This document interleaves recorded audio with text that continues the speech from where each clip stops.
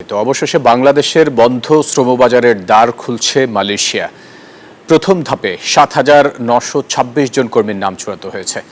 দেশটির ৩ মন্ত্রীর সাথে বৈঠকের পর শ্রমবাজার নিয়ে সুখবর দেন উপদেষ্টা ডক্টর আসিফ নজরুল। জানান, আগামী বছরগুলোতে আরও বেশি সংখ্যক বাংলাদেশি কর্মী নেওয়ার ব্যাপারে নীতিগত সিদ্ধান্ত নিয়েছে দেশটি।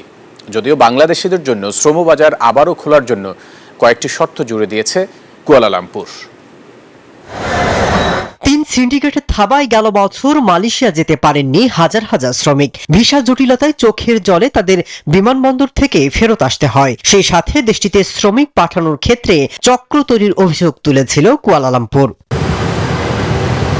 তবে অন্তর্বর্তী সরকার দায়িত্ব নেওয়ার পর এই বন্ধ বাজার আবার চালু করতে উদ্যোগী হয়। তারই ধারাবাহিকতায় বৃহস্পতিবার মালয়েশিয়ার পুত্রজায়ায় দেশটির স্বরাষ্ট্রমন্ত্রী সাইফুদ্দিন ইসমাইল এবং মানব সম্পদ মন্ত্রীর সাথে এক যৌথ সভায় মিলিত হন প্রবাসী কল্যাণ এবং বৈদেশিক কর্মসংস্থান উপদেষ্টা ডক্টর আসিফ নজরুল। বৈঠক শেষে আইন উপদেষ্টা জানান, চূড়ান্তভাবে মালয়েশিয়া যাওয়ার সুযোগ পাচ্ছেন বাংলাদেশি শ্রমিকরা। আমরা অনেক আলোচনা করেছি, তো তারা বলেছে তারা ব্যাচ ওয়াইজ নেবে। তো প্রথম ব্যাচ হিসাবে ৭,৯২৬ জনের তালিকা ওনারা চূড়ান্ত করেছেন এবং এটা খুব অল্প সময়ের মধ্যে ওনাদেরকে মালয়েশিয়াতে কাজ করার সুযোগ দেওয়া যাবে। এই প্রক্রিয়া শুরু করে দিয়েছেন ওনারা। বান্ডেল থাকলে প্রতি সেনমানিতে টাকা বাঁচবে। বিকাশ সেনমানি বান্ডেল কিনে জিতুন প্রতি লেনদেনে।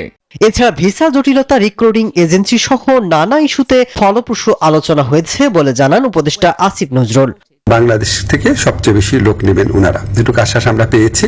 তো আমরা অনুরোধ করেছিলাম বাংলাদেশে যারা রিক্রুটিং এজেন্ট আছে তাদের সবার জন্য যেন উন্মুক্ত করে দেওয়া হয়, যাতে সবাই লোক পাঠানোর সুযোগ নিতে পারে।